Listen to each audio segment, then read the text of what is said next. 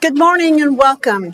Thank you for joining us today. Today is Tuesday, February 3rd, 2026, and we are here in the hearing room at the Larimer County Administrative Services building for our Administrative Matters meeting.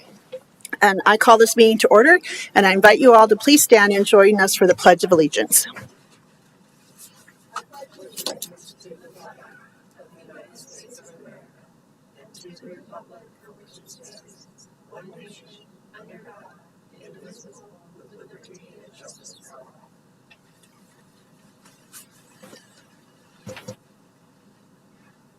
Thank you all for joining us, and thank you for setting up for the Pledge of Allegiance. I am Larimer County Commissioner Jody Shibignally, Chair of the Board of County Commissioners. I welcome you today to our Administrative Matters meeting.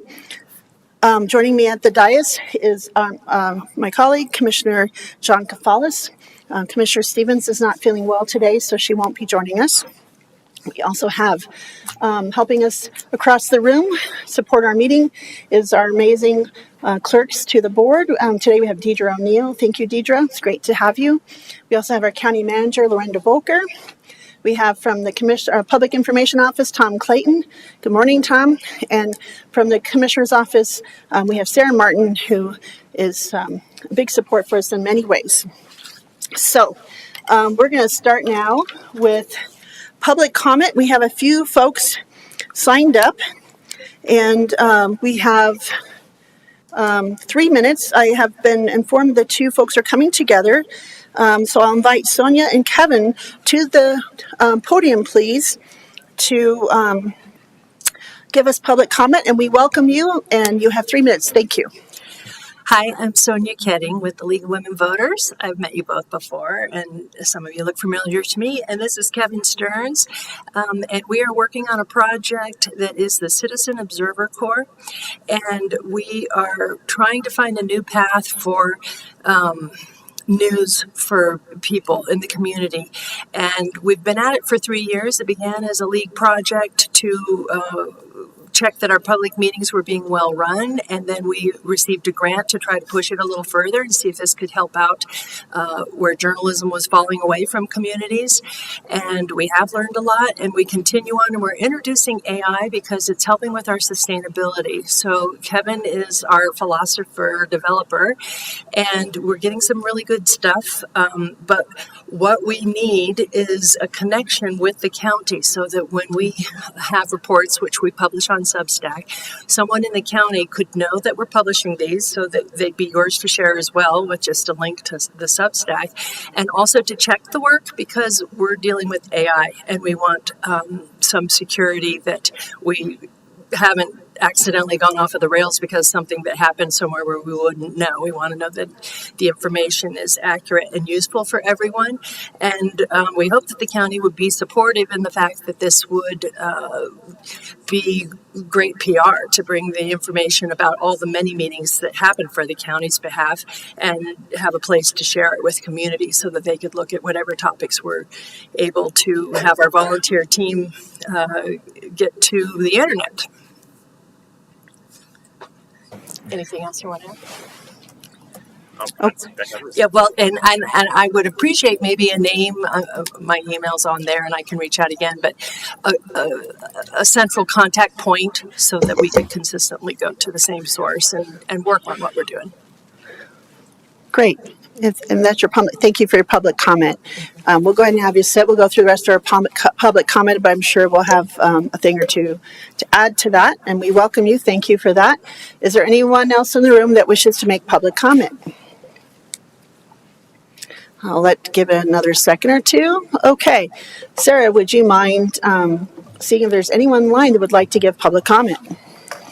There's no one online, Commissioner. Great. I wanted to just, we'll close public comment. Thank you all for being here. I think I just want to really quick address one of your things, and then I'll see if my commissioner has it. I'm sure our county manager is giving you that contact point. But I wanted to welcome you back, Sonia and Kevin. We had a very wonderful woman who came for a long time, and she did informed us, and we welcomed her. She learned a lot, she said, and she was posting those. And I do know that our staff already was watching those and engaged, and so they're listening right now on this. So they're probably, as Lorenda connected you, that was already, I think, last year and the year before. And we welcome you back. We're very glad to have you here, and we welcome the opportunity for folks to learn more about what we do and how our meetings and how they're run. And we are very glad you're here and helping with that. And I do appreciate the caution of just relying on AI, because I have to double check sometimes when I Google something. I just go back and verify it through many sources. So I think we all recognize that public comment is really crucial and very much important part of our democratic process, and really lets us directly interact with our constituents and our residents, and making sure folks see the transparency and the accountability. And we want to really make sure folks know that we are accessible and we are here to listen, and we appreciate you being here today. Commissioner Falls, would you like to add to that? There's not much to add, other than it's nice to see you folks again. I'm glad that the League of Women Voters of Larimer County is engaging in this project.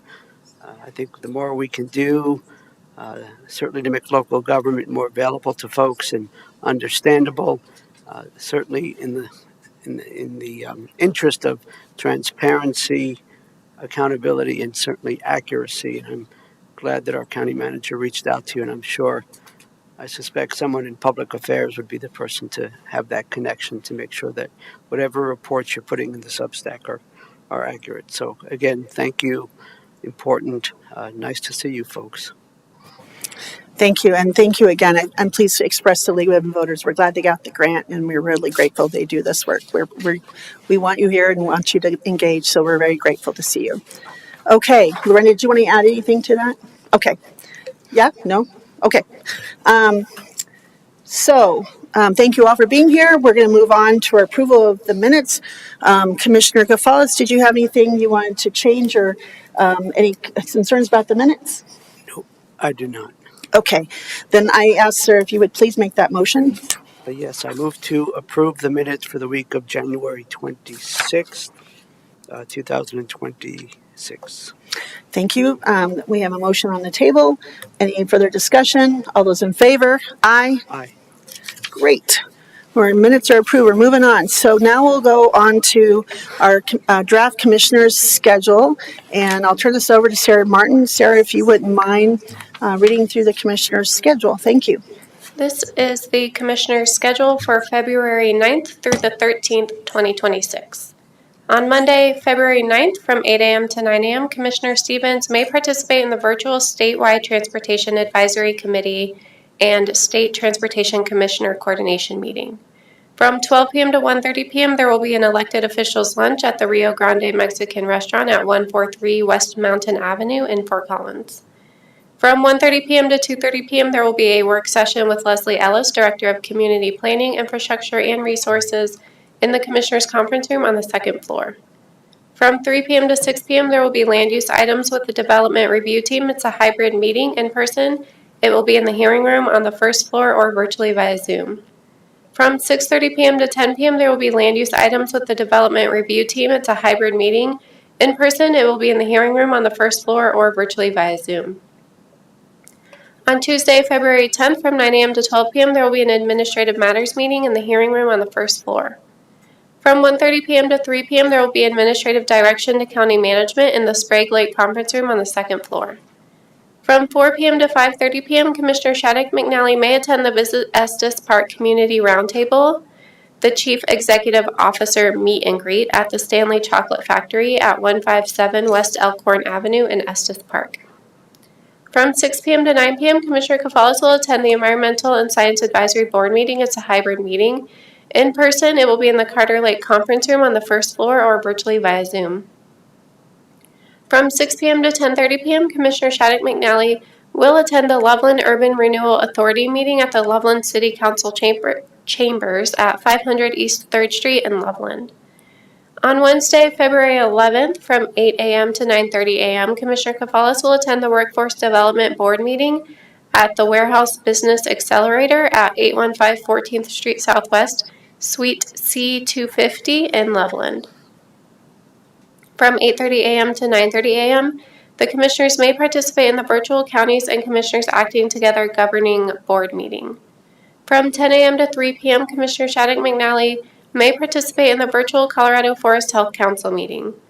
From 11 a.m. to 12 p.m., Commissioner Shattuck McNally may participate in the virtual National Association of Counties Rural Action Caucus meeting. From 1:30 p.m. to 3:30 p.m., the Commissioners will convene as the Board of Social Services in the Commissioners' Conference Room on the second floor. From 6 p.m. to 9 p.m., there will be a Commissioner/Planning Commission work session in the hearing room on the first floor. On Thursday, February 12th, from 7:30 a.m. to 10:30 a.m., Commissioner Stevens may attend the Fort Collins Downtown Development Authority Board meeting at the Colorado State University Powerhouse Energy Campus at 430 North College Avenue in Fort Collins. From 9 a.m. to 11 a.m., Commissioner Kafalis will attend the reading and adoption of the Sergeant Jack Thurman Memorial Highway Proclamation at the Colorado State Capitol at 200 East Colfax Avenue in Denver. From 1 p.m. to 2:30 p.m., Commissioner Shattuck McNally may participate in the virtual Colorado Communities for Climate Action Policy Committee meeting. From 1:30 p.m. to 3:30 p.m., Commissioner Shattuck McNally may attend the Office on Aging Advisory Council meeting. It's a hybrid meeting. In person, it will be at 1501 Blue Spruce Drive in Fort Collins or virtually via Zoom. From 3 p.m. to 4 p.m., Commissioner Stevens may participate in the virtual Fort Collins Urban Renewal Authority Finance Committee meeting. From 3 p.m. to 4:30 p.m., Commissioner Shattuck McNally may attend the Larimer County Interagency Oversight Group meeting. It's a hybrid meeting. In person, it will be in the Boyd Lake Conference Room on the first floor or virtually via Zoom. From 4:30 p.m. to 6 p.m., the Commissioners may attend the Realities for Children Healing Sanctuary Therapy Barn Unveiling event at 308 East County Road 30 in Fort Collins. On Friday, February 13th from 8 a.m. to 9:30 a.m., Commissioner Shattuck McNally may participate in the virtual Counties and Commissioners Acting Together Revenue Working Group meeting. From 11:30 a.m. to 1:30 p.m., the Commissioners may participate in the virtual Counties and Commissioners Acting Together Housing and Transportation Committees meeting.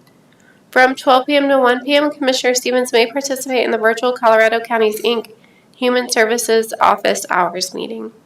And from 1:30 p.m. to 3 p.m., Commissioner Shattuck McNally may participate in the virtual Colorado Counties, Inc. Renewable Energy Working Group meeting. Thank you, Sarah. I appreciate that very much. Commissioner Kafalis, do you have anything to add or change?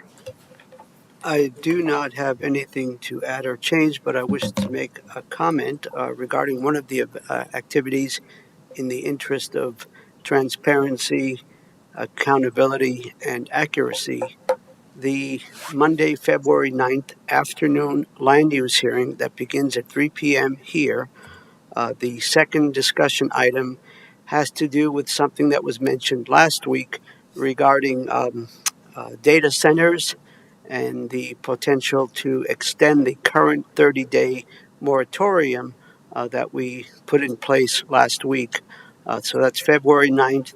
The hearing is at 3 o'clock. There are some consent agenda items that usually go rather quickly, and then there are two discussion items. The second one has to do with data centers. That seems to be a topic of interest, so I thought I'd let folks know that. And of course, they can participate here in person, public comment. There will be public comment, or virtually. Thank you. Thank you, Commissioner. I guess that will be an important meeting. I hope folks will go online and learn if they'd like to make public comment. They can look on the community development page. And also there is virtual options to join that meeting or watch. And so please call the community development office. As you know, the land use hearings are quasi-judicial in nature. And so we really can't talk further about that. Sarah, I have a few things I want to add.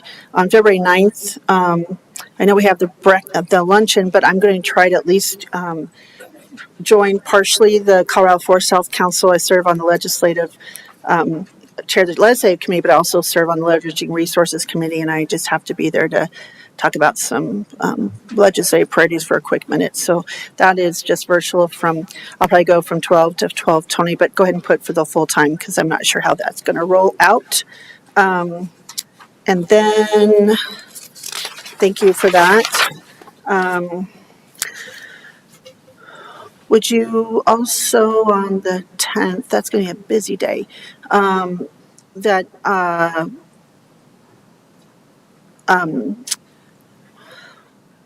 I wish I could be at the Environmental Science Advisory Board, but I have to chair the LURA meeting in Loveland. So, no, I don't think there's anything on that day. And then on the 11th, just wanted to make sure that the the Forest Health Council is our state regular general meeting, and so that is all virtual, but I see that. Okay.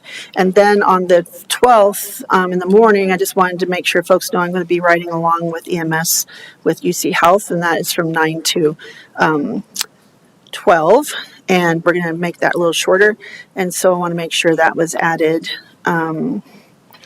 And then on Friday, I also I'm going to be attending the CCAT governing our county revenue working group meeting, and that's going to be virtual from 8 to 9:30, but I'm only going to stay from 8 to 9. And then also I have the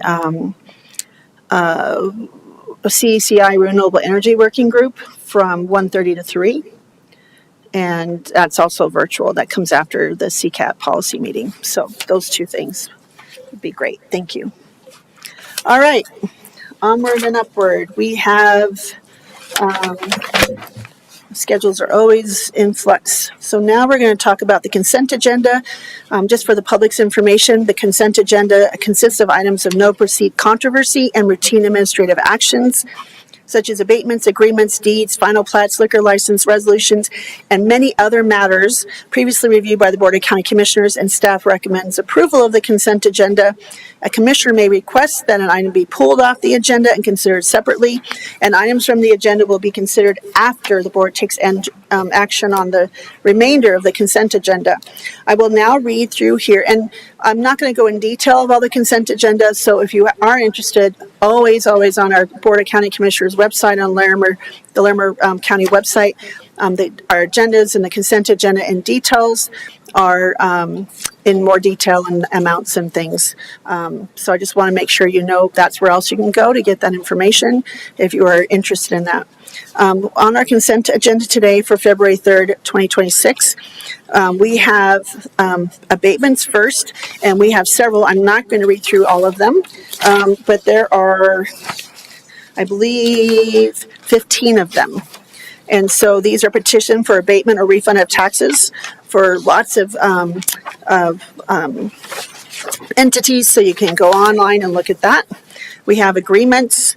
The first one is an agreement amendment for the Community Wildfire Defense Grant, which is a grant that we received in 2024 through the U.S. Forest Service Community Wildfire Defense Grant Program for implementing the Red Feather Lakes Wildfire Defense Project. And this was awarded in the amount of $9,696,438 with no match. And this agreement allows for a budget revision.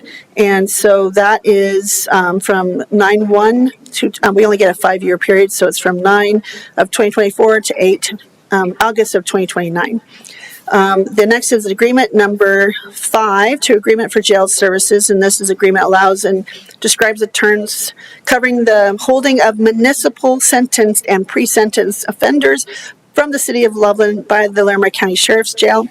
And this is an amendment to the first renewal term of the agreement, and this will be an amount of over $87,000 paid to Larimer County to reserve bed spaces. Number 3 is a road agreement, and this was submitted by our Road and Bridge Director, Todd Juergens, and it's an agreement authorizing Larimer County to perform emergency road repairs on United States Forest Service roads, and that is agreement does not require Larimer County performing work, just allows us to step in and help if we have the ability. and that's the amount of $40,000. Then we have appointments. We have a midterm appointment to the Fox Ridge Estates Public Improvement District, and that is for a midterm appointment of Mr. Hayward. We have liquor licenses. We have one liquor license renewal for Worthwhile LLC, doing business as Inlet Bay Marina. That's in Fort Collins. We have a liquor license renewal for Riverside, Colorado LLC, Poudre Park Market, and that's in Bellevue. And then we have some miscellaneous items. We have the legislative positions organized by our coordinator, and those are going to be logged onto the Secretary of State's website if you want to go and see the positions the board has voted on and taken. We have the Larimer County Department of Human Services made during the July 1st through July 30th, and this is fourth quarter payments to the Human Services. And we have a Poudre Valley Health Incorporated stipulation. We have stipulations to the tax year. We have, 1, 2, 3, 4, 5, 6 of those. And again, you can go online to read the details of each of those. So with that, Commissioner, do you want to pull anything off the agenda? Nope. Okay, thank you for that, sir. I'd appreciate if you would make that motion, please. Yes, I would be more than happy to. I move to approve the consent agenda for February 3rd, 2026. Great. Any further discussion? All those in favor? Aye. Aye. Okay, that was approved. So we're going to move on today. We have some very special guests. We look forward to this every year.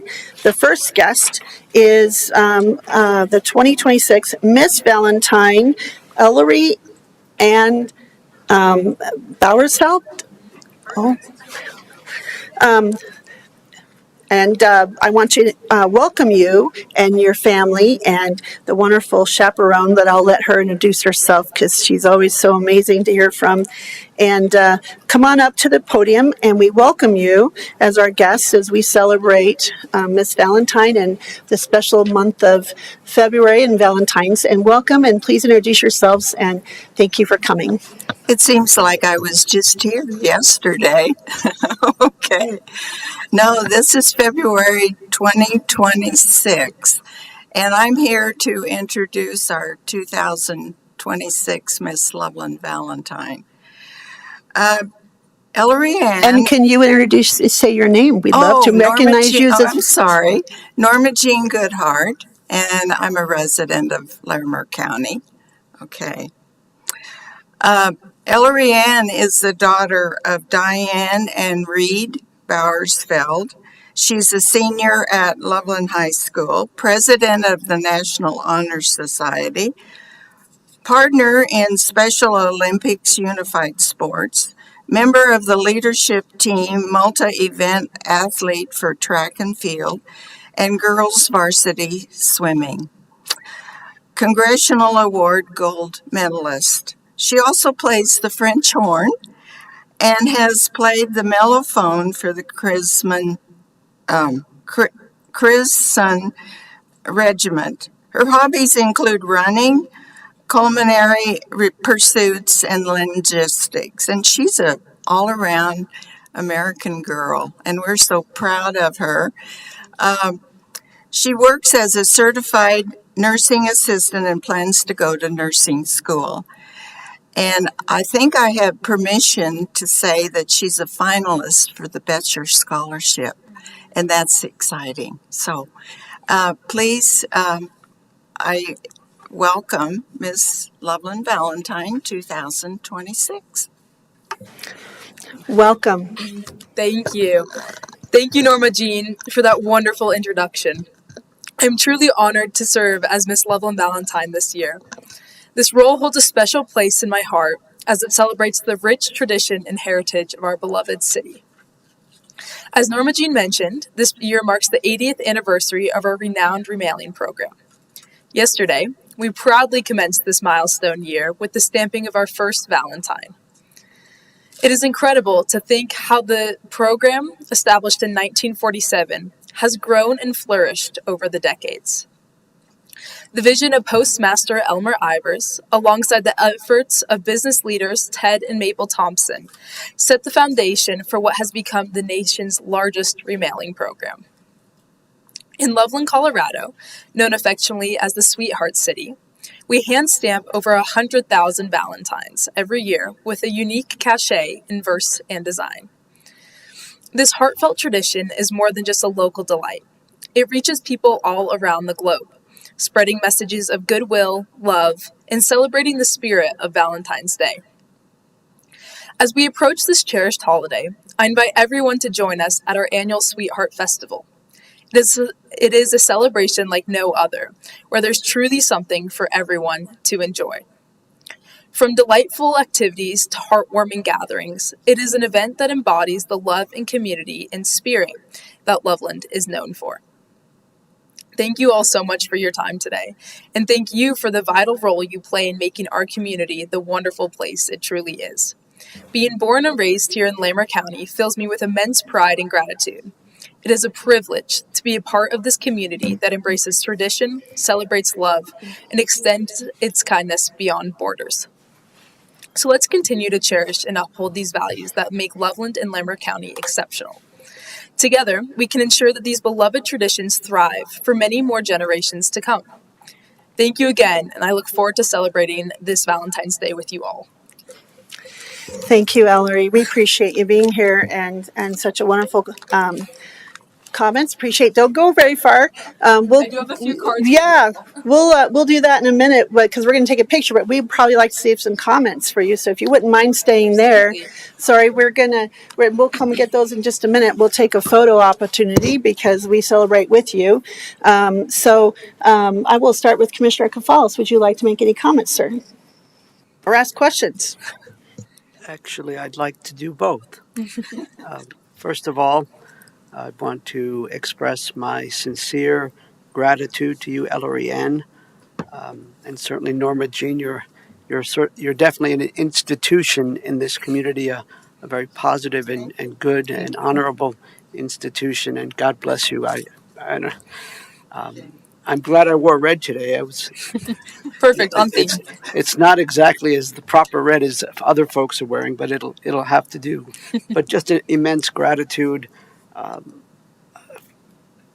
For you being here, certainly for us older folks, it gives me a lot of hope that there are younger folks like yourself that care so much and choose love and are so engaged in the community and in your school. So thank you. Well, thank you. It's truly an honor. Equally to know you a little bit.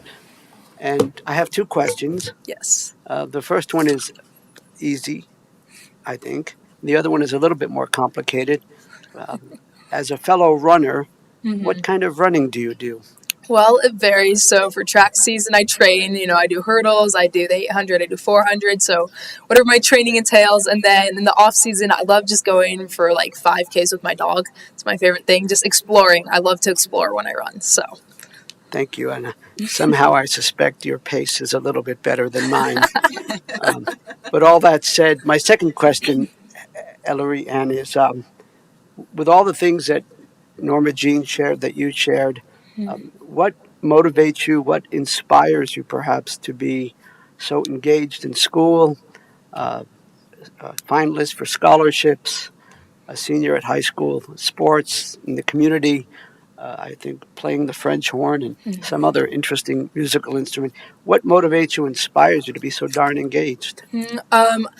Definitely just the opportunity. So knowing that every single thing that I do is a gift and that I get to really commit and just enjoy so many different walks of life, I think is what really motivates me. And then having a wonderful support system at home as well is how I'm able to do all of these incredible things. So thank you, Mama.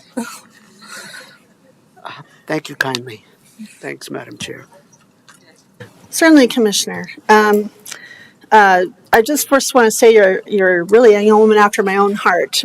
All three of my kids went to Loveland High, and two of them were Betcher once finalists, and so moved on to be a national Goldwater scholar. So there's a lot of things in your pathway that can really blossom out nationally. So, and my kids swam competitively. So I heard about your captain. Do you swim year round or just with the team? Not year round with the team, and then I'll train sometimes in the off season. Awesome. Mainly for Loveland High. What's your biggest? What's your stroke? Breaststroke? Breaststroke. Yep. 100 breasts is my best event. And that was my daughter's as well as the back. So I figured, and student counts, all those things. So really just amazing. Thank you. Just really outstanding, because it's hard to balance all those things and to do this as well. So really big, huge kudos to you. I think it's amazing and a testament to Thompson School District for allowing all those opportunities and supporting, students such as yourselves to get opportunities and be able to advance and see how far you can take all these things. So I want to first thank, our public school system for allowing and making these opportunities, and kudos to all of our public education staff and supports. It's just really important to recognize those folks, especially in these times. Absolutely. And I wanted to just say, I know this month's going to be really busy as you're an ambassador and you're going to go down the state program and you're doing the remailing program. I saw the photos and the video. I hope you got all the confetti out of your hair and all those things yesterday. And then also you're just a community representative, and what an amazing, fine representative you are for the community. And I think that, I know a lot of little girls look up to you, because this is a very historic and very lauded program, and I know it's not easy to get through all that. You're in I wouldn't say competition. You're amongst some very fine women across the community that do wonderful things, and I'm sure you all have all bonded and support each other going forward. But I'm really excited to see you here today, and I appreciate all that. And I look forward to seeing what you brought us. But being born and raised in this community and shopping downtown, even though I grew up in Longmont, but my family's been here forever, and shopping downtown Loveland for my first prom dress. It's a lot of connections, right, in Loveland High, and I wanted to just say congratulations, and I really enjoyed your speech. I wanted to also thank amazing and steadfast Norma Jean Goodhart, the chaperone. I think you're in 40 years, or is it more? Can you remind the 32 years as chaperone and supporting this program, and you go everywhere with the Miss Valentine, and I know you really, I think you're really one of the foundations of this program, and we really, in recognizing the youth and giving them a chance to do something to shine and show. We have amazing youth in our community who are doing great things, and we really need to do what we can to support those opportunities and support them on their path. So I look forward to seeing you advance and expand and shine, and going into nursing is definitely needed, and a very important, what I call hero in our community between firefighters and first responders and nurses is really, really important. And thank you, Norma Jean. It's always lovely to see you. And I wear my Valentine shirt so every year.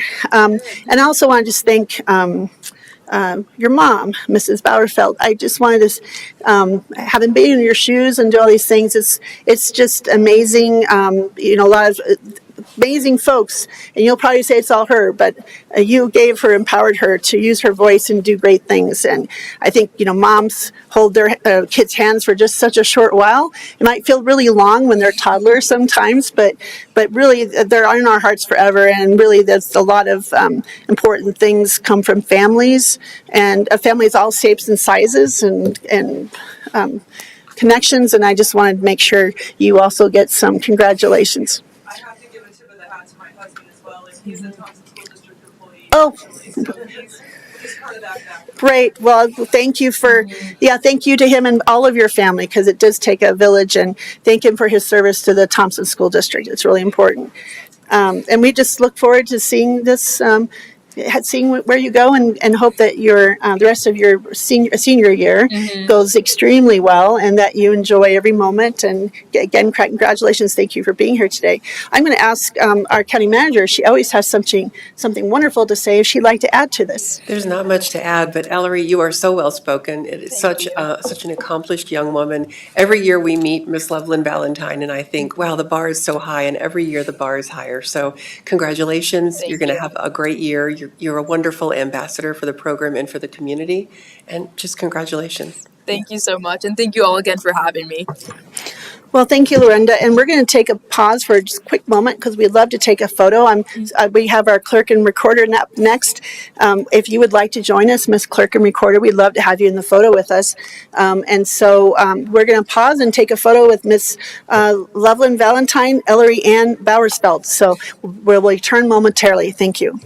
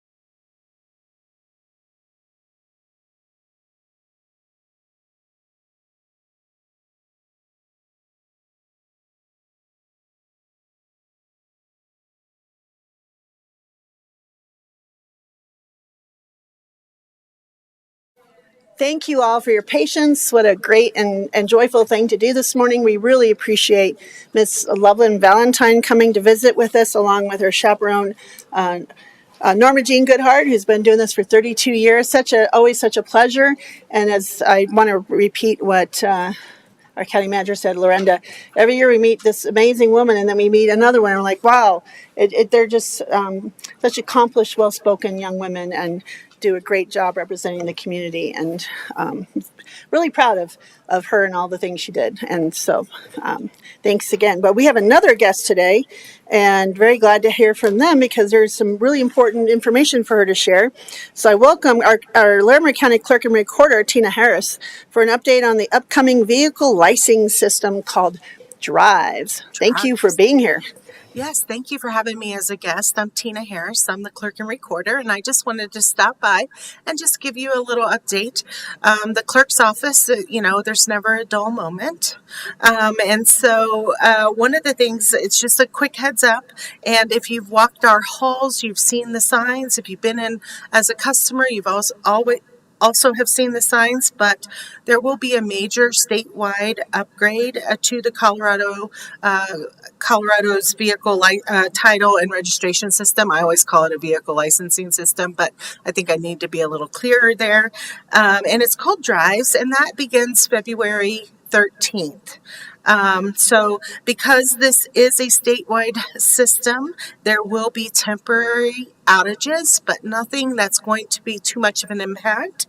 From the evening of Friday, February 13th through Monday, February 16th, online services and self-service kiosks across Colorado. That's across Colorado, not just Larimer County, will be down. Our biggest message to our customers really is simple. If you need to do a transaction this month, try to get in before the 13th. We will still be able to help you after the launch of the upgrade starting the 17th. However, the wait time might be just a little bit longer. So we're just encouraging folks to come in to avoid some of the delays. For those who need to come in person for a service, appointments are recommended or encouraged.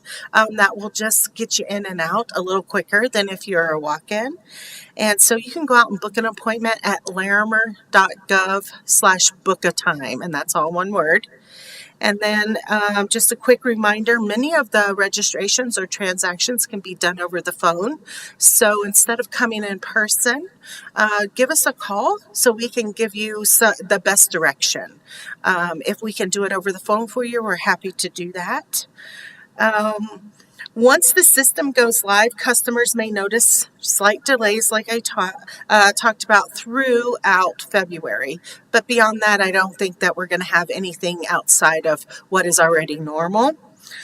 I do want to, and that's going to be across the state. So if you are doing the transactions anywhere in the state, there may be delays throughout February. Larimer County will remain open during this transition. So the week after we do the upgrade or the upgrade is launched, we will still be open assisting customers.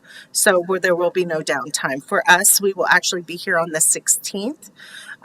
So that our staff can be fully prepared for Monday when the doors open. The 16th is a holiday, presidential holiday, and our President's Day, and so we will be here on that day, making sure that we are able to log into the system, do transactions, and we'll be all ready for when our doors open on the 17th. Behind the scenes, our vehicle licensing team has been working incredibly hard. They have been doing training, testing, and even processing transactions in the test environment so that they are prepared for day one. We recently did a quick survey. When I say recently, yesterday. And about 80% of our team already feels very comfortable and confident with the system. We will continue to work with the rest of the staff so that they are set up for success once we launch the system. And so one of the biggest improvements customers will see is a new customer portal, which will allow people to manage all of their vehicles in one place with just one quick sign on. That's not an option now, so that is something that's going to enhance the services that we do provide. And then additional information about the upgrade will be available at larimer.gov/drives. And so all updates will be on there for folks to go out and see as well. Now, on a lighter note, the fun stuff here. Before I wrap up, I want to share something fun happening Saturday, February 7th, just ahead of the drives upgrade. You know, we just can't let one thing happen. We got to do a bunch of stuff. The Larimer County Clerk, or we will, not the clerk. I will be there, but I'm not going to be doing it. We'll be hosting a License to Wed Bash. So our annual License to Wed Bash is here this year, right before Valentine's Day. It'll be from 9 to 1, and it will be located here at 200 West Oak. And couples can come in and apply and receive their marriage or civil union license the same day, and appointments are encouraged, but they're not required. So if you want to if you're downtown and you decide that you can't wait to marry your significant other, stop by. We're happy to help you with that. A couple of fun notes. There will not be an officiant available or at this event, but Colorado does allow you to self-solemnize, so it's not required. Pets are welcome. Some people, they make the best witnesses, right? So if you would like to bring your pet, we have the ability to stamp their paw print on your marriage license if you would like for them to be a witness. And, you know, this is really a great event. This is one that the team really loves to host. We will have some light refreshments and a photo booth opportunity, things like that available. And we just enjoy celebrating with the community. And that's all I have. Thank you, Clerk and Recorder Tina Harris. And more good news, we appreciate that. So I have some comments, but I'm going to let Commissioner Kafalis see if there are any questions, and we'll go from there. Thank you.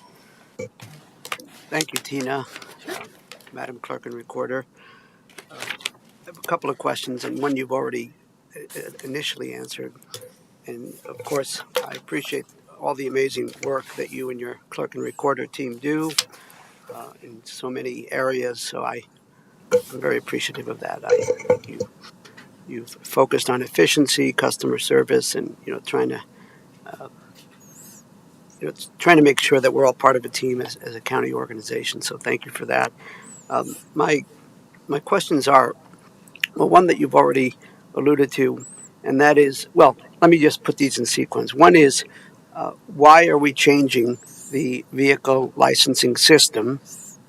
Two, how much will this cost? And I presume it's costing the state and not the county. And three, how will this improve the customer experience? And of course, you mentioned that there'll be a single portal, which I think will be very helpful. So those three questions, please. Sure. So we're not actually getting a new system. This is an upgrade to the current system that we had. There has not been any upgrades to the system since it originally launched in 2018. So as far as the cost of this, I don't have those figures. You're right that it's the state is, this is something that the state is enhancing, and I believe they have a contract with the vendor FAST, and so they're working with FAST to do this upgrade. The system itself, as far the biggest upgrade is really going to be that customer portal, and that is for not only individuals or private owners of vehicles, but it also will help businesses with a large number of vehicles, fleets, those types of things, dealerships. That portal is just going to be an enhancement to what we currently have. Right now, there is no way to go out and an individual to go out and look at all the vehicles that they have titled or registered in their name. Now they will have that ability to do it. So it's really going to enhance the service, provide that additional service to the community. And this is statewide, so, maybe they can do more of this online than here in person. Great, thank you. If I may, just a quick follow-up based on a comment that the clerk made, and that is, will this help with mobile home titling in any way? No, because that is a service that requires an in-person visit. So when it comes to manufactured homes, it's a title, you title that only. There's no registration involved with the manufactured home. And so when you title those in our office, there's multiple steps that go along with that titling. We have to take it over and have that recorded. And then we send information up to the assessor's office as well. Great. Thank you very much. Thank you. Clerk and Recorder Harris, thank you so much for being here. Sure. Well, first, thank you for bringing the awareness to the upgrades to the system. I think that's very important for the public to hear. And I want to just comment first on the great communication between the clerk's and recorder's office and Board of County Commissioners. You always come and try to make sure we do this at the meeting and we're aware of these things and you're always available, as you were last week for me, when we have some important questions. So I just want to commend you for just the amazing work that you do. You keep looking for efficiencies and also how to deliver services even better than you're already doing. And so I appreciate that guiding principle of constantly looking for innovation or improvement. And as we have upgrades with the state, that makes it making sure your staff feel confident and empowered, and that's amazing. And so I want to commend you for that. Just a great job, and your staff do a great job, and thank you to the staff for the amazing work they do. If folks have questions, you gave a website. Should they just call the 970-498-7860 number, or how would you like if folks have any questions or concerns? It sounds like it's on the website and you have some things in place as you're preparing for this, but I'm just trying to, as we're on the public and people are listening in, how can they best contact you or the office if they have more further questions? Sure. If they have questions regarding vehicle licensing, I would have them start at calling our direct line, which is 498-970-498-7878, because they will get a vehicle licensing technician or specialist that will help walk them through the transactions and give them the best options, whether it's in person or they can do it online. And then, or if they need to contact me directly, I'm always available, and they can reach me at 970-498-7852. My cell phone is also available out there, but with Zoom, it rings right to my cell phone. So great. Thank you. And I appreciate that, because I always want to make sure folks, again, just like we feel like we're being accessible and transparent and accountable, you are as also as well. And yes. I want to make sure that folks know we're here to work for them and you are available. So Absolutely. And your staff. So thank you for that. And then I love the License to Wed. I'm glad your staff feel about it. Thanks for sharing the details on February 7th. If we're interested in coming and sharing in the joy of love, is that something we just can come and watch and celebrate with you all? Absolutely. And, great. Yes. And just for those who maybe interested, and I love this and what you do, first two questions, is there some social media graphics that we can help share this for you in our areas to kind of help promote this? Yeah. And then the second question is there a cost, just so in case folks show up and understand there might be a cost for the license or something like that? Yes, there is a cost for the license. The marriage license, I think it's $35, but check our website. I want to direct everybody to the website, because I don't want to say that. I believe it's $35. It's been a little while since I've looked at it. We do have graphics out there. What is it? Oh, okay. I thought she was signaling she had it, but okay. Yes. And there are graphics out there. We also have a spotlight on our webpage as well. It does have the clerk and Recorgi as the mascot. That's Charlie, my little girl. And so we really want to encourage folks. She will also be there on Saturday to welcome her fur baby friends, if they should come and visit with us. And so we do have graphics. I will be happy to send those over to Tom. That would be great. And now you have me. I'm coming to just meet your wonderful little corgi. I'm coming just for that. So thank you. And I see that she's on the website. So Yes. if you would like to see the clerk and recorder's little baby, what was her name again? Her name is Charlie. Miss Charlie. Yes, Love it. She's the clerk and corgi. In corgi. Well, Yeah. I want to know, maybe the county manager, can we have a dog mascot and name it? So, I'm just kidding. She's our unofficial mascot. I know. Officially I'm unofficial. I'm just trying the spirit of joy and fun and love. I appreciate it. And so thank you for this. And I see it's very easy. I just Googled license to wed for Larimer County, and it took me right there for everyone. Great. Any further questions? County manager, did you have any other questions or comments? I just want to say that Tina and her team have been working on this for months. So in terms of change management, helping employees get ready for the change, I know we've talked a lot about the public, and that's important, but if the staff is not ready, the public doesn't see those good customer service things that I know you like to provide. And so I just want to give you a lot of credit for getting really ahead of this. Some clerk's offices, I understand, are closing for multiple days during this, and we are not doing that because of the pre-work you've done, and the staff has been really committed to learning this new system and getting ready as best they can before it goes live. And so we know there'll be some hiccups. We ask for your patience, but staff is right there ready to serve like they always have, and that's a credit to you and your office. Thank you. Thank you. Oh, It's 30. So scratch the 5. It's $30. well, I just figure if people are listening and they just Yes. maybe need to be prepared, it might cost. But thank you for that. I don't know why I didn't just look at Deirdre over here. Deidre's, I forgot Deidre. Hi, Deidre. You kind of hide there in the corner, but she would know as well. She would know that. It's yeah. 35 days. Your marriage license is only good for 35 days. I just got them swapped. Cool. Well, thank you. If any other further comments, we welcome you, and thank you for being here today and sharing some great news. And I echo Lorenda's comments. I have heard that as well. A lot of folks have maybe not planned ahead as far as maybe they should have, or which everyone has different capacities and things happening. But I do appreciate all the work you've done, so we don't have to actually close down. So thank you. So Great. and thanks for being here. We'll see you soon. And we'll see you soon. Thanks so much for having me. Have a great rest of your week. And I'll warn you, I want to take a selfie with your dog. So Okay. Okay. Well, she's going to be here. all right. Thank you. Bye-bye. All right, so we're moving on. We have to our discussion items, and thank you for all those in the audience who have been hanging out with us for these items. I know it's been a little bit of a meeting, but I hope you've enjoyed kind of the fun and joy and love. It's sometimes these meetings are about important administrative matters, but we also get to do some important community matters. So first is we have a proclamation commemorating Black History Month for February of 2026.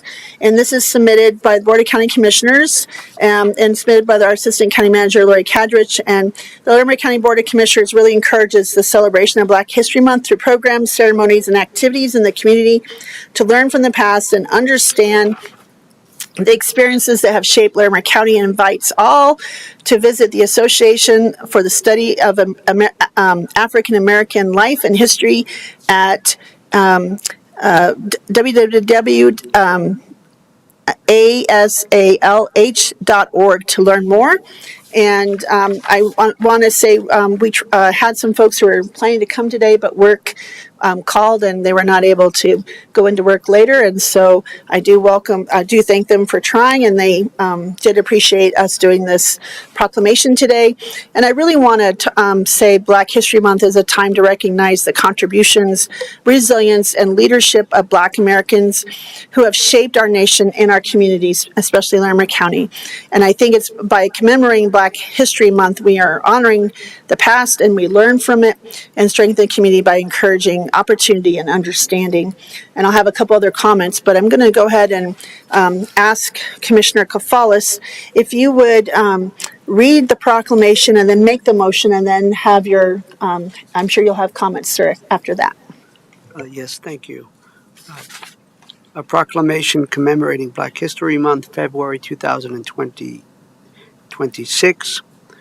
Whereas the Larimer County Board of County Commissioners commemorates February as Black History Month, a period which honors and appreciates the rich culture, history, and contributions of Black people to this nation. And whereas Black History Month is an annual opportunity to celebrate progress, it is also a time to solemnly remember the work of those who fought for that progress and continue to march, advocate, and work on until victory is won. And whereas many Black Americans have lived, toiled, and died in obscurity, never receiving the recognition those individuals deserved, and yet paved the way for future generations to succeed. And whereas Black Americans continue to help our communities thrive at all levels of business, government, military, health, art, culture, and innovation, and whereas Black History Month originated in 1926, 100 years ago, when Dr. Carter G. Woodson set aside a week in February that coincided with the birthday of Frederick Douglass to recognize the heritage and achievements of Black people in the United States, and whereas Black History Month has been federally recognized by every U.S. president since 1976, and whereas the 2026 Black History Month theme, African Americans and Labor, highlights the transformative contributions of Black people across various forms of labor, enslaved, voluntary, vocational, and professional throughout U.S. history.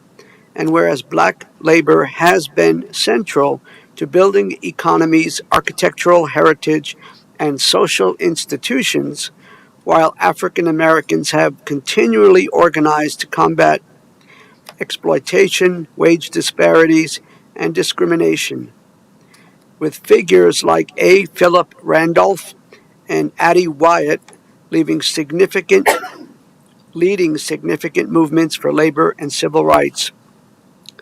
And whereas the 2026 theme encourages a comprehensive reflection on the intersections between Black work, workplaces, and key moments in Black history, emphasizing the ongoing significance of labor in shaping Black identity, culture, and resistance against systemic racial oppression.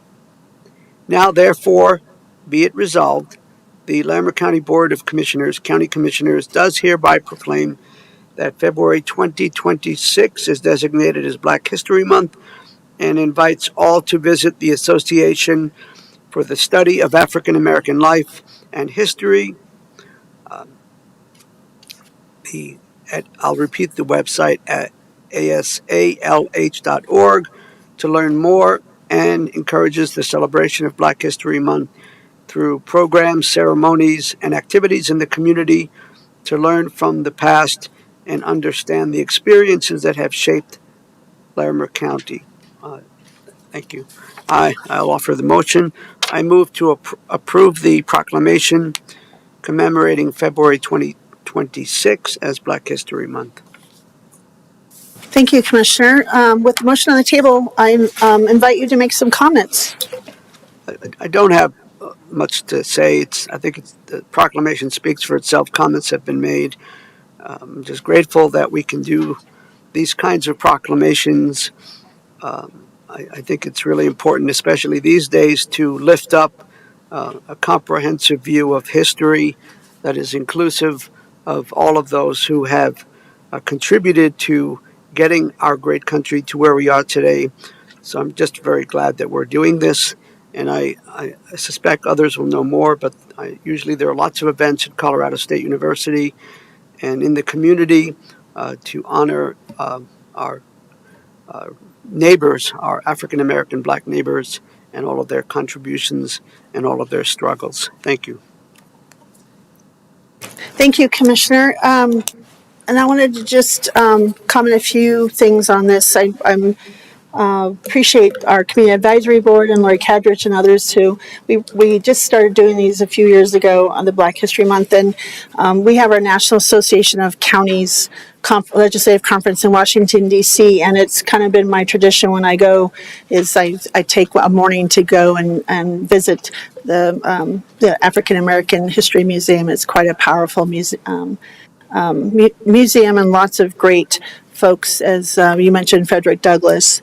And I think it's really important now more than ever that we understand why it is important to have Black History Month and to reflect on this. It's not just a check on the box. It is really important that we support our folks in our communities and understand how important it is for history. It's really crucial for recognizing often untold, unheard, unshared contributions and neglected contributions to our great nation. There is many folks in our 250-year history as we celebrate this history that have built and toiled and fought and sacrificed for this great country and our great state.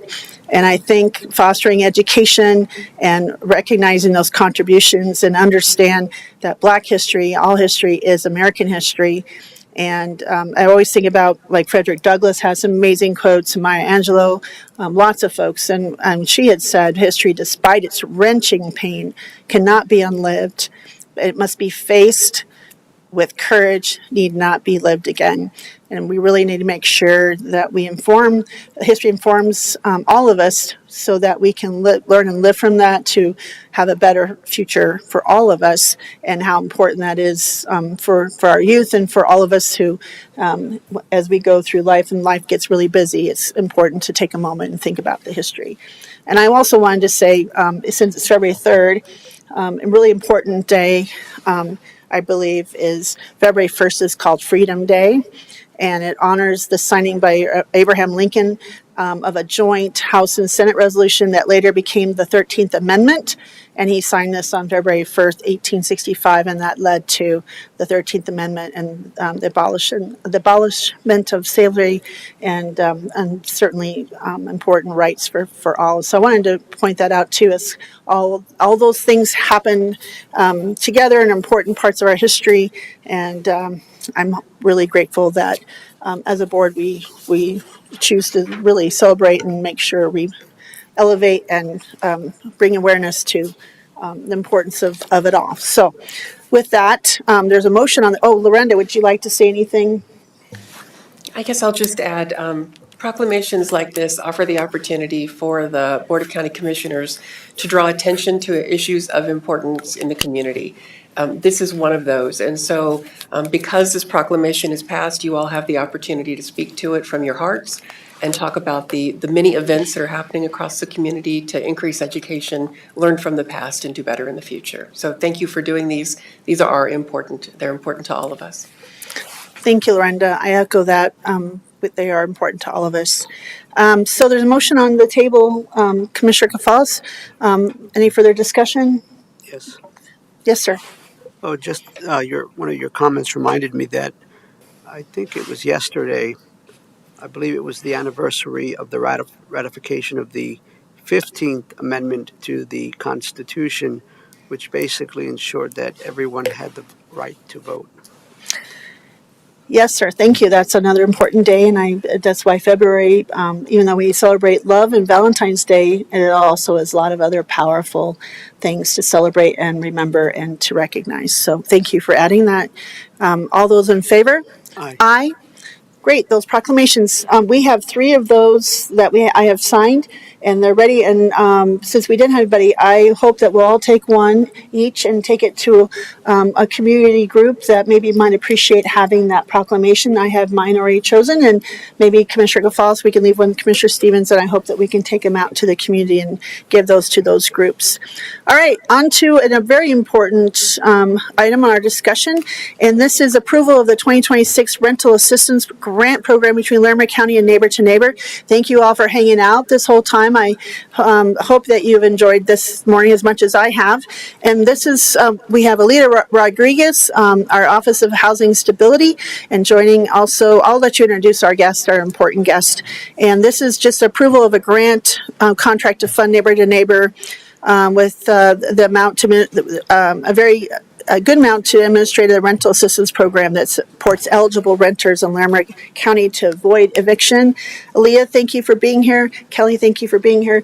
I'll let you proceed. Thank you. Thank you, Commissioner. Good morning. As said, my name is Aaliyah Rodriguez. I'm the Housing Stability Manager here at Larimer County. I'm excited to be here today. As always, it's been an inspiring morning to join you and hear from the other speakers. Theme I heard a lot this morning was talking about opportunity. And home is where opportunity starts. And housing stability is how we ensure that everyone in our community is able to seize those opportunities and live a full life. So I'm excited to be here to talk about what the county is doing towards that goal of providing housing stability. Today we're here to present for your approval the 2026 grant agreement with our partner, Neighbor to Neighbor. This agreement renews a vital and long-standing partnership that provides emergency rental assistance to families across Larimer County. The contract awards $296,295 for the 2026 calendar year. The goal of this funding is urgent and direct. It provides financial assistance to eligible renters to prevent eviction. Since 2021, this partnership has been a critical safety net for our region. In 2025 alone, the county's contribution to Neighbor's program helped 156 households avoid eviction. The program assists the most in need in our community. The average median income of renters who were assisted last year was 28% of our area median income. So the program continues to prioritize those most in need of intervention. This investment is truly a key component of our system to prevent displacement and stop homelessness before it happens. To speak more about the program, the impacts in our partnership, I'd like to introduce Kelly Evans, the Executive Director of Neighbor to Neighbor. Thanks, Aaliyah. Good morning. Good to see you. Thanks for having us, and thanks so much to the county for being our partner in preventing eviction of local residents. When we prevent eviction, we really are stabilizing families and youth for generations to come. Eviction is very detrimental to not only individuals and families, but also to communities. Housing is the foundation for success, and when we have a stable home, we can enjoy success in other areas of our life. Neighbor to Neighbor has provided opportunity and access to stable housing in Larimer County for 55 years, and I just wanted to provide a little snapshot on the 154 households that we assisted. The average assistance for those households was $1,500. Really a wise investment when you consider how expensive homelessness is for communities and people. 44% of those households reside outside of Fort Collins. That's a 30% increase in our focus on outside of Fort Collins. 24% are 55 years of age or better. 23% have a disability. 43% of those households had 3 or more people in the home, which indicates they're more likely to be families. And 28% of respondents who shared their ethnicity marked that they identified as Hispanic or Latina. In closing, I just wanted to give a glimpse into one of those many families and share Samantha's words of gratitude and pass those. We often get them at Neighbor to Neighbor, but we really like to pass them on to our funders.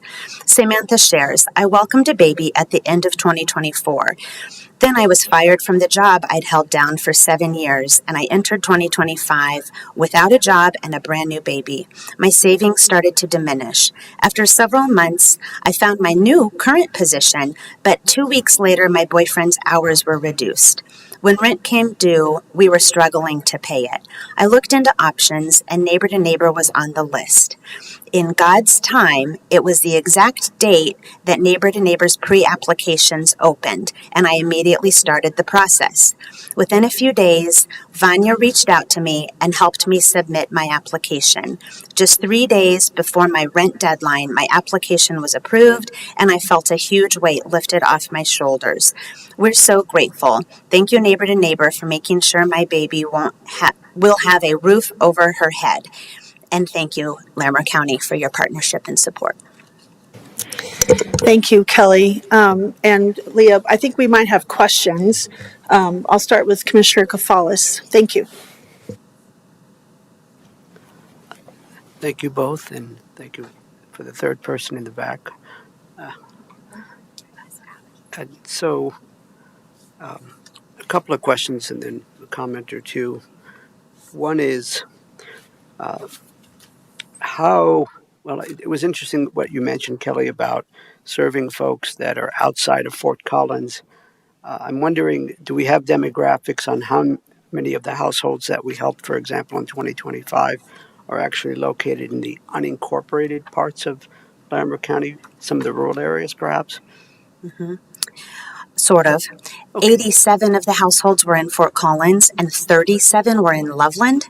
So the balance to 154 were in unincorporated. Okay. Thank you. Maybe he has it.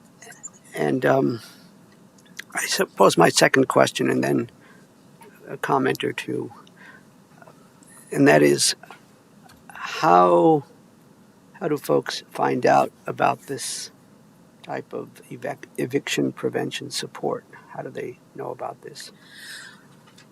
The two leading ways people find out about us are either word of mouth, often through their friends or their landlord, and the other way is we are almost always the number one referral from United Way's 211 resource hotline. Great, thank you kindly, and I'll offer my comments. One is that I think you alluded to this, Kelly, but Neighbor to Neighbor has a long and rich history in our community. One of my heroes was one of the founders of Neighbor to Neighbor, Lou Stitzel, and I think Steve, your first ED, and I believe you have humble origins, if I remember correctly. I think you had some semblance of office space either in Buckingham, or was it in Buckingham or Alta In Vista? Lou Stitzel's home in the Alta Vista neighborhood. Interesting. So I just wanted to acknowledge that really beautiful and powerful and rich history that you folks have been around for a long time, doing good work. Secondly, just want to express gratitude once again. I'm learning that if I want to be more, I need to retrain my brain to focus on the good things that are happening and maybe be happier more often present in the moment so that I can have a bit of an advantage of how I do this work.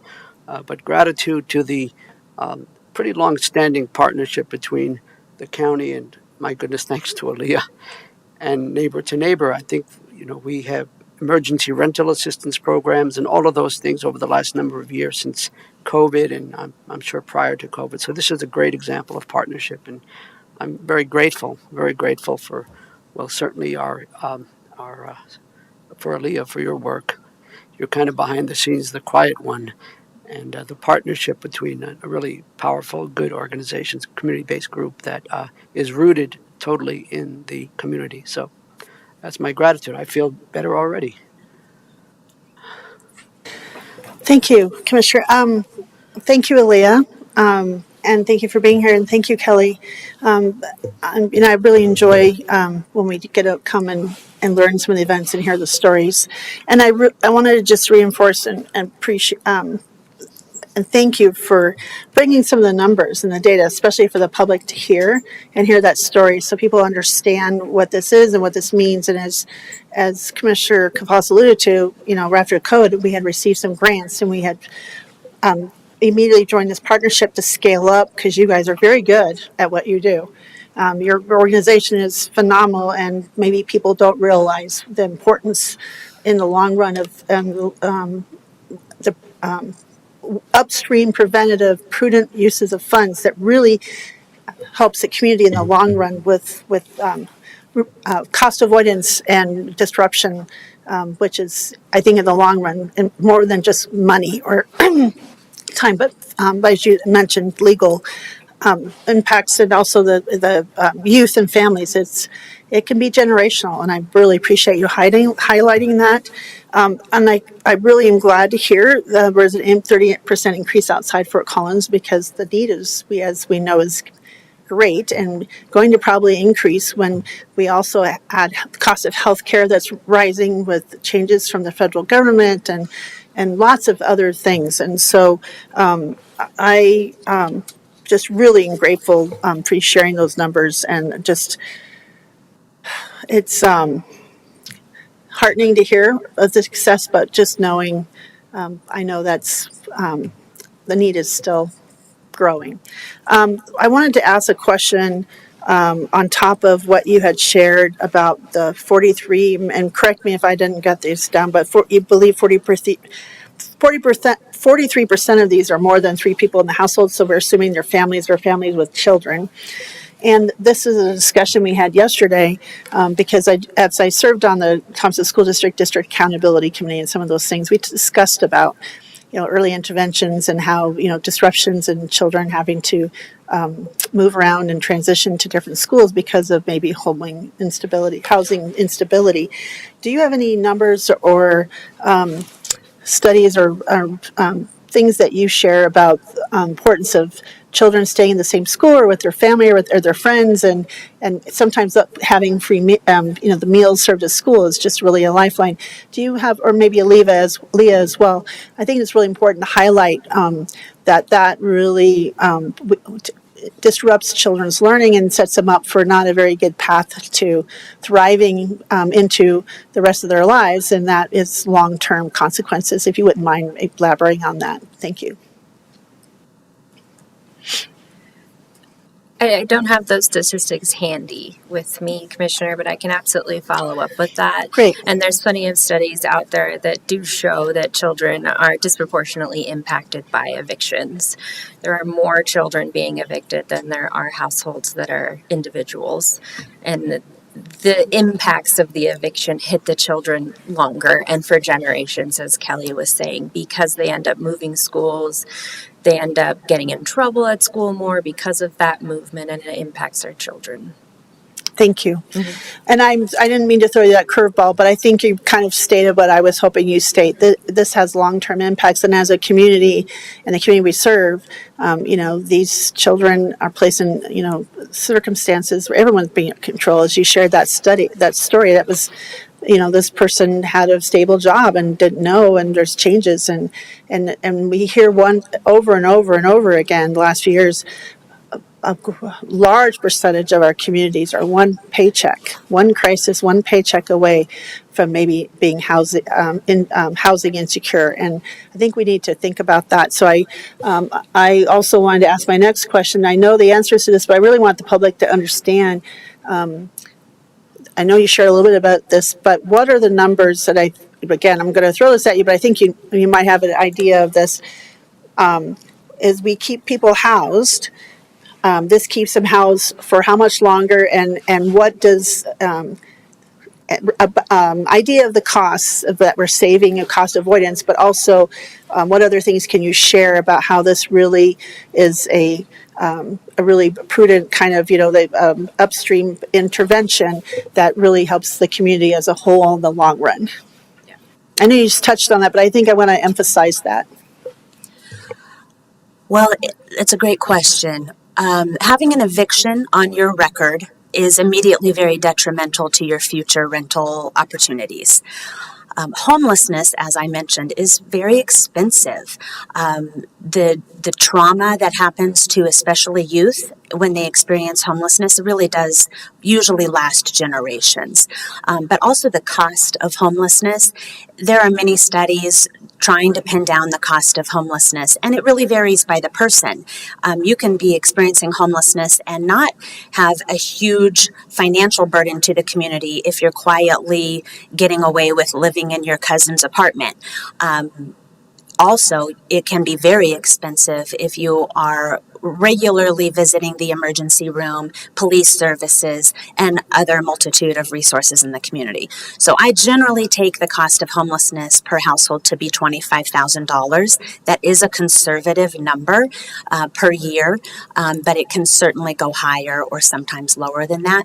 So certainly if we are preventing eviction, which now in our housing market, when you prevent eviction, you are often preventing homelessness. We just have such a shortage of vacancies and affordable units. You're preventing a potential $20,000 plus expense for $1,500.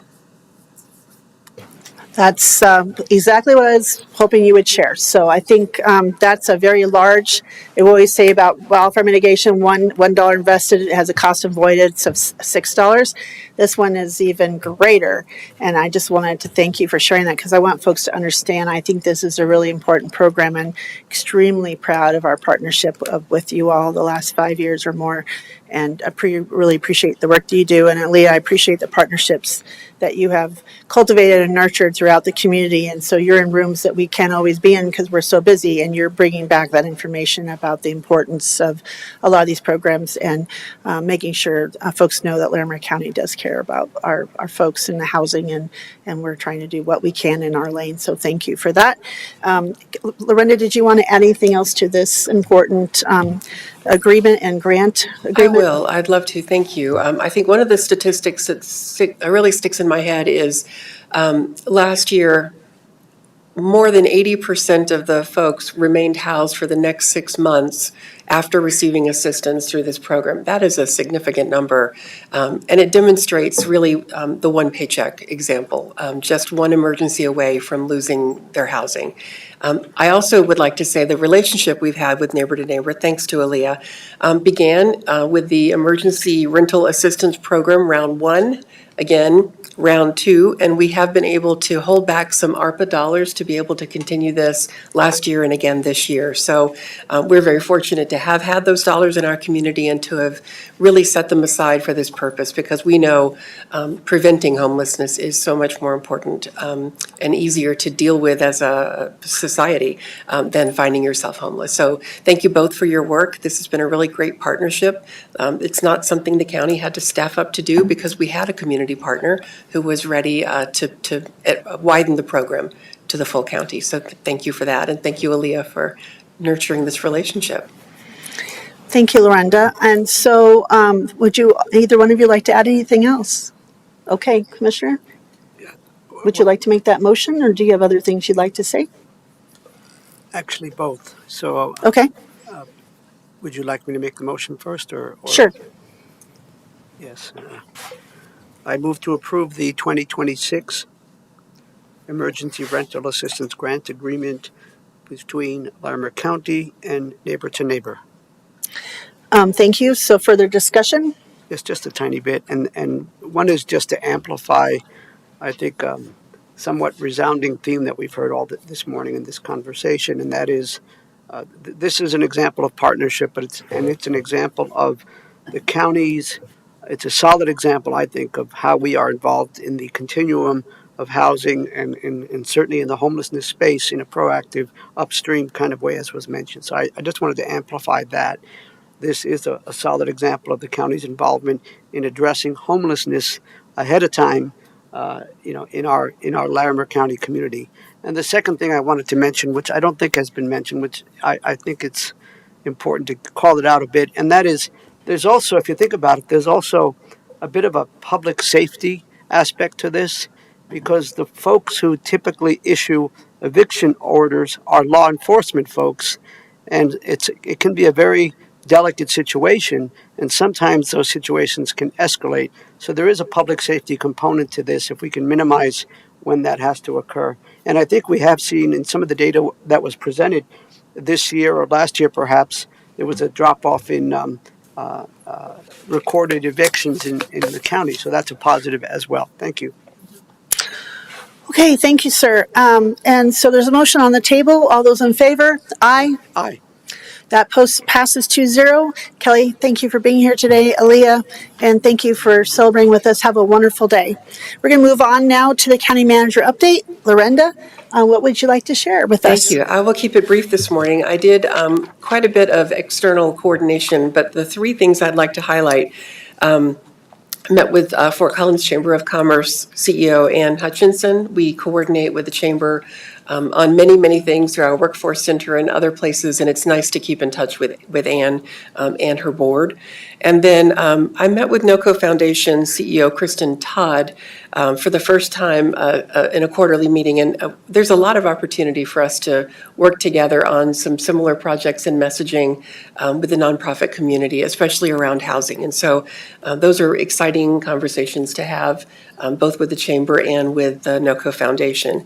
And then Tina Harris, our lovely clerk and recorder, and I meet quarterly, and we were able to update again on some of the things that are going on in her area, some of the issues around ballot boxes and traffic flows, and all the way up to some of the fun things like the event they'll have this weekend. So thank you to Tina for taking the time for those meetings. They're really important to connect with our other Larimer County elected officials so that we can coordinate and really function as a high-functioning organization.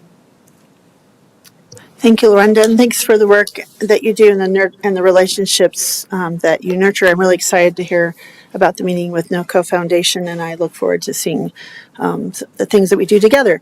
We're going to move on to Commissioner Activity Reports. Commissioner Kafalis, do you have some items you'd like to share? I'll just be very brief. I think I'd like to share two community events that I participated in this weekend. One was on Saturday. You may have seen in the paper there was a bicycle memorial ride to memorialize one of the people that was, well, both folks who were killed in Minneapolis, Minnesota, in light of all the chaos and turbulence that is occurring there. It turns out that Alex Preddy was quite a avid bicyclist. So about 1,000 people gathered. It was a 5-mile ride. It was peaceful, and just glad to participate. And then on Sunday morning, there was another event, and this one was a run and a walk that started across the street from this building on Mason, and it was about a 3.5-mile route. And my wife and I participated in that. A few city council members, the mayor, a couple of other folks. So that's all. Thanks, Commissioner. I will share a few things because it was a busy week and some really productive things happened for me with regards to forest health. We wanted to share. I had a chance to have a phone call with Congressman Neguse. I appreciate him keeping us up to date as local leaders about things happening in Washington, and I appreciate the information he provides, and he wants to also hear from us and how things are impacting. So I wanted to just give him a shout out today and his staff who do an amazing job keeping us connected. I did get a chance to meet with Christina Taylor from the Early Childhood Council, and we had a really productive conversation talking about the future as we work together for early childhood and childcare is really important need in our community. And then on Wednesday, we had the Innisphere Northern Fort Collins Business Association meeting. It was great to meet some of the new councilor members. One of them was the one that was just appointed. She is a member with Housing Catalyst, and we're going to sit down and chat. Is a really great time to listen to all of that. Also, great updates from the city of Fort Collins and business leaders talking about some of the changes they're looking to bring more folks to their meetings and have conversations and making sure other business leaders can attend the meeting. So that's really important.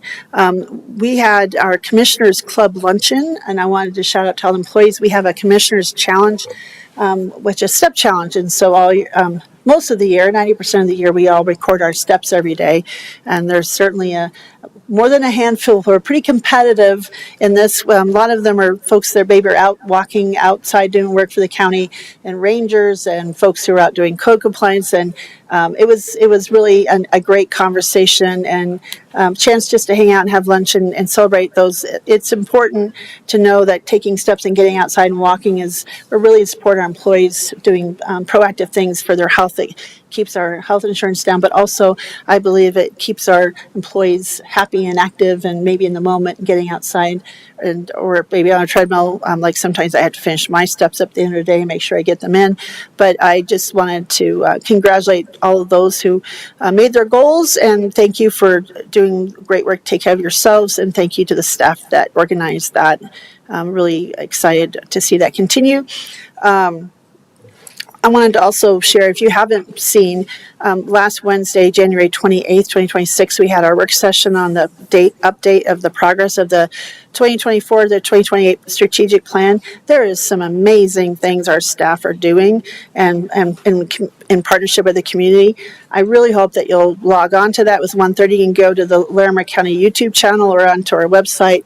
A fantastic presentation. Our staff are just innovating and just, I get super excited to see the things that they are doing to provide efficiencies and innovations to service and really focus on what we're trying to do to make sure the county is always running with the community in mind and the things we do to be effective and good use of taxpayer money and good stewards, but also just deliver excellent services and our commitment to excellence. And I want to commend all those who presented. Just great job. We did have our community advisory board meeting. We welcomed 3 new members, and that we spent most of the time getting to know them with an icebreaker. And what an amazing group of folks. I'm really excited for some of the new folks coming, and it seemed like a really warm welcome and great conversation. So welcome to that, and thank you for your time and attention to that. They're volunteering on this, and it's I think we should never take that for granted. People giving of their time to serve the community and serve on these boards and commissions. On the Thursday, 29th, I'm really proud and excited. I helped sponsor and pay for some of the stickers. The Colorado Forest Health Council. It was an idea I had with others to have a legislative breakfast at the state capitol to help folks with the general legislature understand the Forest Health Council, which was created under a House bill in 2020, two, I believe. They reconstituted it and put it under the governor's office and the General Assembly. Report to them. We provide legislative recommendations, also education, and we just had the passage of our 30-year vision for the forest health. And so we wanted to make sure they got that understood and understand the successes of some of the projects they have funded through the furworm program and the Colorado Strategic Wildfire Action Plan, COSWAP. So there was a link to those. They could go and see those projects, how much was spent, and the success. And one of those actually, I believe, saved the neighborhood up in Breckenridge from burning down. So really important work. And so we were at the state capitol, and then we were invited on the Senate floor. We had some great conversations, and I want to thank all the sponsors. A lot of folks used their own money including myself, to make sure we had all the things to like flyers and that. The Forest Health Council gets 0 general fund money. There's no budget. And so a lot of this work is probably from the efforts of the Forest Health Council. We're very fortunate. We have some great forest health experts here in Larimer County. So a couple of them are on the board as well. And then on Thursday, we had our Dark Sky meeting with Visit Estes Park in the town of Estes to learn more about how they are doing that work and how maybe the county can partner. And we had lots of CCI stakeholder meetings and legislative readings on Friday. Also, the Renewable Energy Working Group, which is looking at a potential legislation that maybe would not, might be preemptive for counties. So we're trying to see if we can find with stakeholders and industry a solution to work together. And then we had a meeting with CCAT and DNR to talk about the Outdoor Opportunities Act, trying to learn more and give some more feedback on that to make sure folks are understanding all that work. And then I also, in another area, participated with some folks who were recognizing the biking and efforts of the 2 deaths from Minnesota, and there was a Colorado connection from Mr. Preddy, and so there was other events throughout the county that maybe weren't as large in nature, but were just as impactful and important, and I thank those folks for that. And then, of course, we had, just for the folks to know, we had a very long commissioners retreat yesterday, which I thought was very productive, and we had some great conversations about some of the budget things and funding challenges that we have, and I thought it was very productive. So I appreciate county leadership and my colleagues and the staff that attended it was very productive, and I appreciate all of that work. So with that, we are now through our agenda, and we're going to move on to our executive sessions for legal matters. There is no decision expected, so we won't be returning online and with any decision. And so we are all leaving you now. We thank you for joining us today. It's been quite the inspirational, joyful day. And as we are ending our administrative matters meeting, I'm going to ask Commissioner Kofalos to make both motions so that we can head into executive session. Yes, thank you. I move that the Board of County Commissioners move into executive session pursuant to Colorado Revised Statutes 24-6-4024B, conference with an attorney for the purpose of receiving legal advice about court case Hutchins versus Larimer County, case number 23-CV-01819. Furthermore, enter into executive session pursuant to Colorado Revised Statutes 24-6-4024B. Once again, conferences with an attorney for the purpose of receiving legal advice about requirements of House Bill 24-1371 and Senate Bill 25-146 concerning regulation of massage facilities by local governments. Thank you, sir. There's a motion on the table. Any further discussion? All those in favor? Aye. Aye. We are now in executive session. Have a great day.